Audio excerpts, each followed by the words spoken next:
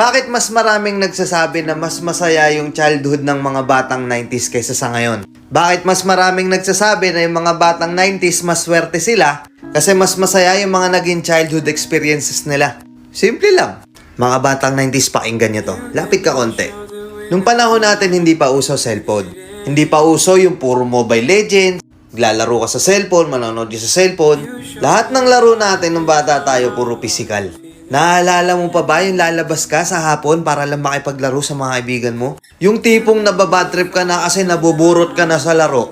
Pero tuloy ka pa rin kasi masaya ka makipaglaro sa kanila. Yung tipong lalabas ka ng alas 3 ng hapon hanggang alas 6, hindi ka na pwedeng magpagabi kasi mapapalo ka. Pero yung maiksing oras na yon para makapaglaro ka, pakiramdam mo ang haba-haba na.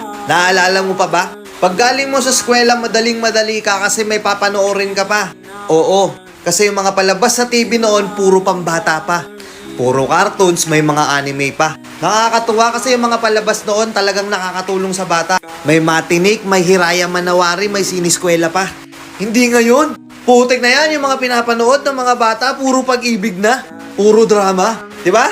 Mapapang umaga ka man o panghapon ka man sa klase, makakapanood ka. Naalala mo pa ba? Yung nagtutulog-tulugan ka sa hapon sa mama mo para lang makaiwas ka sa palo niya. O teka, naririnig mo ba yon? Oo, paulan na. Gigising ka ng madaling araw. Nag-aabang ka ng balita. Gantong umuulan na, sana walang pasok.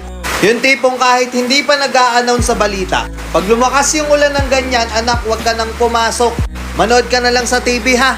Makikipagtampisaw ka sa ulan kasama ibang mga bata. Nakakamiss yung mga panahong wala ka pang pinoproblema. Nakakamiss yung mga panahong wala ka pang responsibilidad at obligasyon. Nakakamiss yung mga panahon nung ikaw ay bata pa. Pero napapansin ko, bakit hindi ko na nakikita yung mga ganong klaseng bata? Sa tuwing lumalabas ako, napapansin ko napakatahimik na ng iskinita.